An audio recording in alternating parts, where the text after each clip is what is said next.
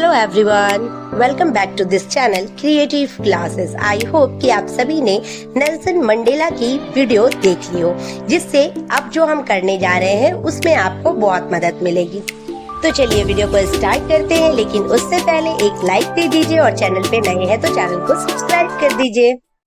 तो चलिए देखते हैं फर्स्ट क्वेश्चन लिखा है, where did the ceremony take place, can you name any public building in India that are made of sandstone. Question का मतलब है कि जो सेरेमनी ब्लैक प्रेसिडेंट की चुनाव की हुई थी वो कहाँ पे हुई थी और इंडिया में क्या कोई ऐसा बिल्डिंग है जो सैंडस्टोन से बना हो। तो इसका आंसर बनता है, the ceremony took place in the campus of union building of Pretoria, जो कि हमने कहानी में भी पढ़ा था कि ये सेरेमनी कहाँ पे हुई थी, तो यूनियन बिल्डिंग ऑफ प्रिटोरिया में हुई थी। The parliament house in New Delhi, the Rashtrapati Bhavan in the New Delhi, the supreme court of India New Delhi and Madras high court in Chennai are the some example of Indian public building made of sandstone. कहने का मतलब है कि parliament house जो कि new Delhi में है, राष्ट्रपति भवन जो कि न्यू दिल्ली में है, सुप्रीम कोर्ट जो कि न्यू दिल्ली में है और मद्रास हाई कोर्ट जो कि चेन्नई में है, ये सभी सैंडस्टोन से बने हुए बिल्डिंग के एग्जाम्पल हैं। तो अब आते हैं हम लोग नेक्स्ट क्वेश्चन पे। क्वेश्चन है, can you say how 10th May is an autumn day in South Africa, कि और साउथ अफ्रीका में 10 मई का दिन कैसे एक ऑटम डे हो सकता है। तो हमने कहानी में पढ़ा था कि साउथ अफ्रीका के लिए ऑटम डे का दिन 10 मई इसलिए होता है क्योंकि उस दिन बहुत बड़ी संख्या में लोग प्रिटोरिया के बिल्डिंग में जमा हुए थे ताकि वो एक ब्लैक प्रेसिडेंट को इनॉग्रेट कर सके, क्योंकि उस दिन उन लोगों के लिए एक डेमोक्रेटिक डे था। तो इस तरह से आंसर बन गया, 10th May is an autumn day in South Africa because on this day there was a largest gathering of international leader on South Africa's soil for the installation of South Africa first democratic non-radical government। अब आते हैं हम लोग question. अब third question है, at the beginning of his speech Mandela mention N extraordinary human disaster. What does he mean by this? What is the glorious human achievement he speaks of the end?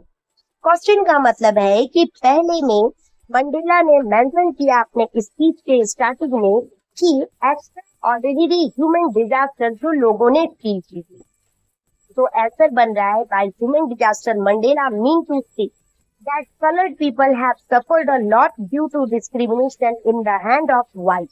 कहने का मतलब है कि लोग बहुत ज्यादा गोरे लोगों के द्वारा सताए गए थे, बहुत ज्यादा परेशान किए गए थे।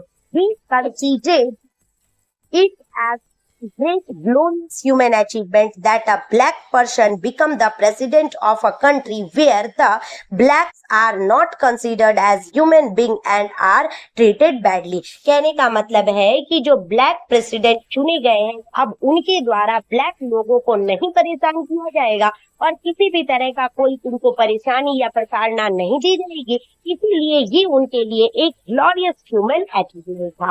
अब आते हैं क्वेश्चन। अब नेक्स्ट क्वेश्चन है, what ideal does he set out for the future of south Africa, कि क्या आइडियल सेट किया गया था साउथ अफ्रीका के फ्यूचर के लिए। Mandela set out the ideals of poverty where there would be no discrimination based on gender or racial origin।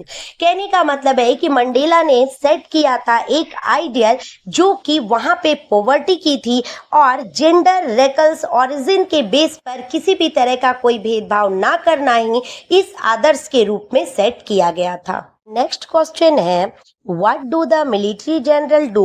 How has their attitude changed and why? कि military general ने क्या किया और उनके attitude में कैसे बदलाव हुआ और ये बदलाव क्यों था। तो इसका आंसर होगा, the highest military general of the South African defence force and police salute Mandela and please their loyalty. यानी कि जो हाईएस्ट मिलिट्री जनरल थे साउथ अफ्रीका के, जो डिफेंस फोर्स थे, जो पुलिस थे, वो सभी लोगों ने मंडेला को सैल्यूट किया और अपनी लॉयलिटी उनके प्रति साबित की।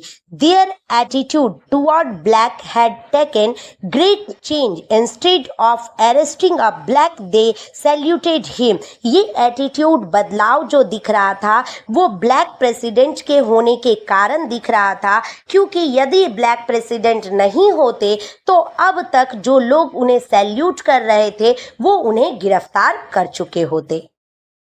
अब नेक्स्ट क्वेश्चन जो कि बहुत ही इम्पोर्टेंट और साथ ही साथ PYQ यानी प्रीवियस आए हुए क्वेश्चन है। तो इस टाइप के क्वेश्चन को आपको देखकर ही जाना चाहिए एग्जाम में, क्योंकि ये टाइप के क्वेश्चन पहले भी आ चुके हैं। दैट मीन कि इसके आने के चांसेस बहुत ज़्यादा बनते हैं। क्वेश्चन है, व्हाई वर 2 नेशनल एंथम संग? क्यों उस अफ्रीकन सॉइल में 2 नेशनल एंथम गाए गए थे? तो सबसे पहली बात, हमने स्टोरी में पढ़ा है कि यहाँ पर 2 टाइप के लोग यानी ब्लैक और वाइट 2 लोग थे और दोनों ही लोगों के लिए ये नेशनल एंथम बजाया गया था।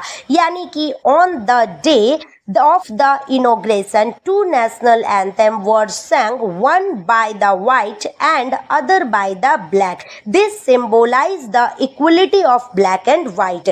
ये नेशनल एंथम 2 इसलिए गाए गए थे क्योंकि ये एक सिंबल था जिससे बहुत ही आसानी से व्हाइट और ब्लैक के बीच जो डिस्क्रिमिनेशन था उसको दूर किया जा सकता था और दोनों में इक्वलिटी दिखाई जा सकती थी। तो ये सारे वो इम्पोर्टेंट क्वेश्चन थे जो कि आपके लिए बहुत ही जरूरी है और इसके आने वाले वीडियो में बचे हुए इंपॉर्टेंट क्वेश्चन भी आपको कराए जाएंगे।